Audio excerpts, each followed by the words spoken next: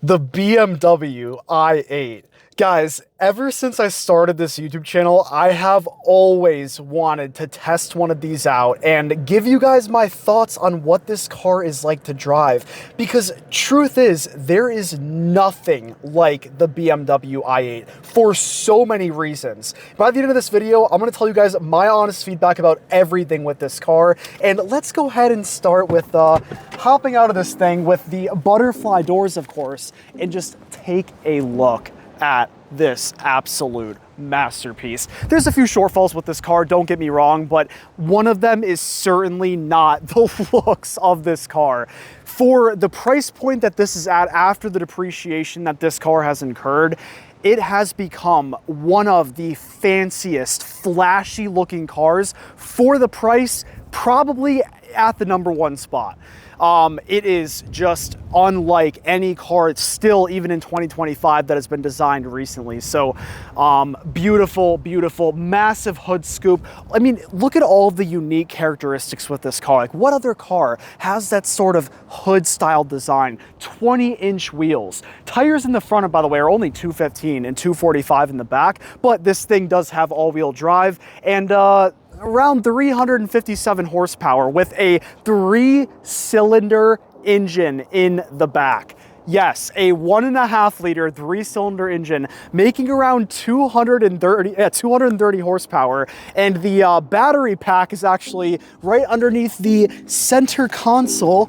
It is not very easy getting in this car, I will tell you that. A battery pack is right underneath the center console, and that thing makes around 130 horsepower for a combined output of 357 horsepower. By the way, guys, the 0 to 60 in this car is actually 4.2 seconds, which is a lot better than you would think when you hear 357 horsepower. In fact, 4.2 seconds is actually kind of fast, but let's test out and see, is this car actually fast? Let's go ahead and start this thing up. It actually turned itself off.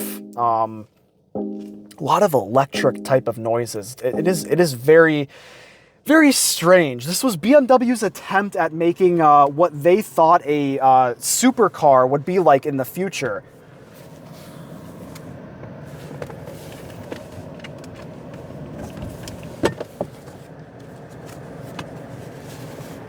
Sorry, I couldn't find my seatbelt there. It was all the way way back there. But oh, man, I do really like this interior. My favorite part about it is definitely this steering wheel. I mean, with this car being over 10 years old at this point, it still has a steering wheel that looks like it's from the future. So massive, massive props to the BMW engineering team, or design engineering team, if you will, because design-wise, this car has held up incredibly well. Okay, first things first, guys, this car has an incredibly incredible amount of quirkiness with it. For example, first of all, well, because this is a hybrid, you press this little e-drive button, and assuming you have enough battery charge, which the battery will charge if you are just driving, it'll actually use some power with slowing down the car to recharge the battery. We have 7 miles right now on the battery, so we can drive like we are right now in full electric mode. Let's floor it. Watch this. Okay, it is very slow when you're just on the battery. I mean, I would never use that, but I guess, you know, of course it does help with gas mileage being a hybrid, but I don't know, if you're somebody that just likes cool stuff like that, that would be enticing to you. For me, though, I'm really about the excitement of the car, and so that's kind of the perspective that I'm going to take, giving you my initial reactions with this car. So if we just actually pop this thing over, boom, we're in sport mode. So we get the indication here on the infotainment screen. The gauge cluster, which is fully digital, turns kind of reddish orangish, well, you get some fake sound actually piped into the interior. Take a listen. Okay, and guys, so when I first picked up this car, as I'm sure you've heard if you are a car enthusiast at all, this car has gotten a lot of negative attention to it. A lot. People do do not really like this car. And so I was thinking to myself, oh, okay, horsepower's in the 300s. People are saying the car sucks. People are saying the car is slow. So I was expecting to get in a car that has a cool design, but it is very, very slow. And just off the initial poll that we did, and of course I actually had to drive to the location, get a quick little feel for it in the first place, this thing is actually a bit quicker than you might think if you are listening to what everyone says online. Let's do another acceleration right here.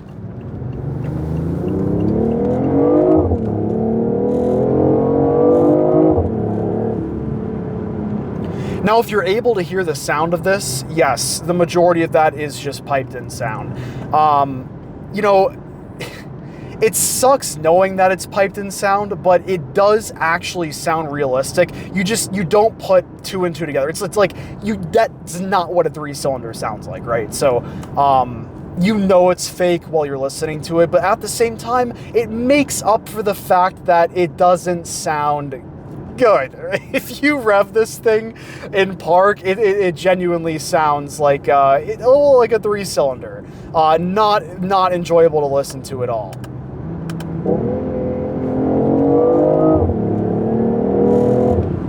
I mean, you can see for yourself looking at the speedometer how this thing actually does climb up pretty quickly. The number one thing about this car, guys, it requires a special type of person depending on what your priorities are when you're shopping for a cool car. You just know that you are getting looks from everybody. If you park this thing, I haven't even had this thing for 24 hours, and people have already come up to me to talk to me about this car. I have people waving, looking at me. I can see it clearly through the windshield. I have people just like yelling things when they drive by. This car is not for anyone that doesn't want a lot of attention. I mean, this is a car you get if well, either A, I guess you appreciate the weird uniqueness of this car, or B, you want the attention. You want to start conversations with people, which I don't think is a bad thing. I mean, seriously, that was one of the highlights of me owning a Maserati Gran Turismo was all of the, looks like that Jeep almost crashed into that car right there. That was the highlights of owning the Maserati Gran Turismo, was all of the conversations that started and the people that I met off of that car. So I think owning a car for that reason is certainly not a bad thing at all. But okay, let me talk about the driving feel that you get from this. Seats are very comfortable. Leather, you're holding onto a leather steering wheel. You notice right away that it is definitely heavier on the luxury side than it is on the sportier side. It is a very, very smooth driving car. Even in sport mode, you barely feel those shifts unless you start to floor it. It's such a smooth acceleration. When you're going fast, it does not feel like you're going that fast. You kind of waft over the road. Even in sport mode. But you get the urge to do that a lot. Seriously, this thing is, it's a very boosty type of feeling to this car. Very different from any sort of naturally aspirated engine, entirely. It's, you feel the electricness, you feel boosty, not necessarily like that V8 soul side of a car. And it's like, yeah, I like the more when a car has more of a soul to it, but I can also appreciate just the quickness that you feel when you downshift and then step on the gas. It is very, very cool. Obviously, you got paddle shifters to go along with it. And yeah, holding on and looking at the steering wheel, that honestly never gets old. It reminds you of the exterior design that you have. And you kind of, I'm not gonna lie, you wanna just go to a gas station or something and get out of this car and put your butterfly doors up and hop out, and then look back at your car. This is one of those cars, when you get out of it, you're breaking your own neck every single time to look back at what you're driving, because this is just that cool. I wouldn't want to call this car beautiful necessarily. It is, but I think it's more on the cool side. Like, it's like a supercar sort of design. It just definitely is subpar with performance. If you look at this car as a supercar, it does not drive like a supercar. Getting on the brakes, let's do that real quick. All right, braking hard. It can stop, but you know, coming from my car, the Shelby GT350, that car feels just so much more performance oriented right away when you drive for the first 30 seconds than this does. This is far more oriented towards more of the daily driver luxury side of things. But again, if you want to have fun and touch on the more sportiness side of this car, it can provide that. This is just not a car you'd want to get if you're if that's your priority. Your money is definitely well spent somewhere else, better spent somewhere else. All right, let's go ahead and dial it up a notch, get on some little bit of a curvy road here, and actually get a good feel for how this car can perform.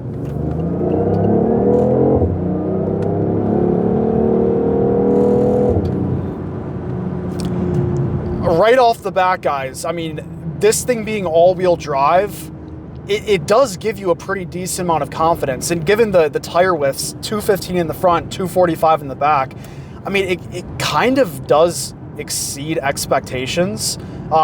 You wouldn't expect this thing to lose traction when you're actually stomping on the gas at all, of course, being all-wheel drive. But it can actually corner decently well.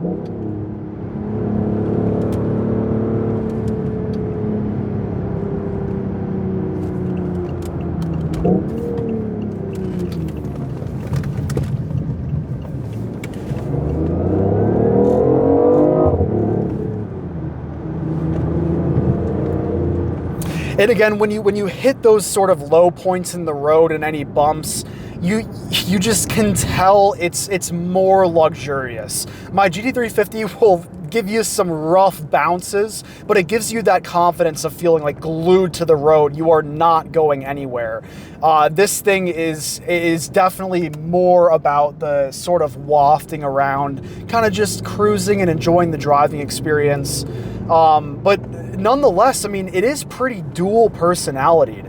And guys, dare I say, I like this car. I really do.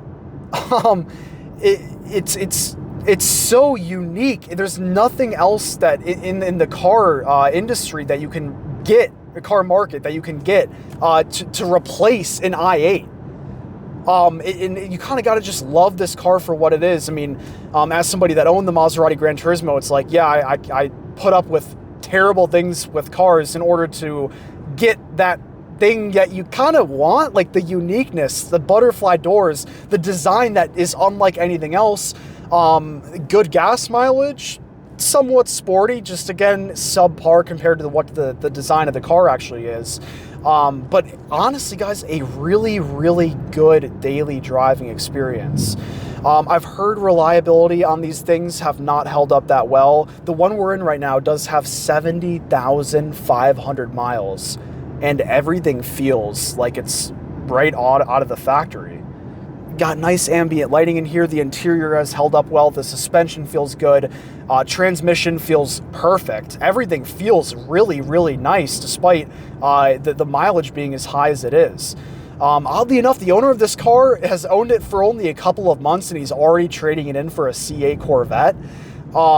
I would keep the BMW i8, honestly, if I were him, unless we're talking about the C8 Z06. But this car is just not really replaceable with anything else, unless you just don't like this experience. But for a daily driver, I would genuinely consider getting this.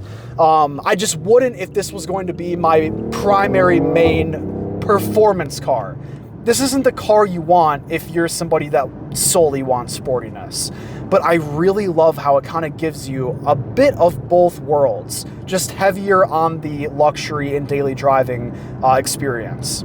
Just because my expectations were set so low, they're kind of exceeded. And I almost see myself owning one of these one day. Maybe we will? I don't know. This is a nice car, and the power that it offers is nice. Like, you can floor this thing and enjoy it and not feel like you're going way too fast on most roads. And that's what's nice, usable power. Definitely don't own one of these if you're somebody that has like a family and you're going to be using it for family purposes, or you're older, because getting in and out of this car is not enjoyable. But I could see this being a great car for somebody in their 20s or early 30s.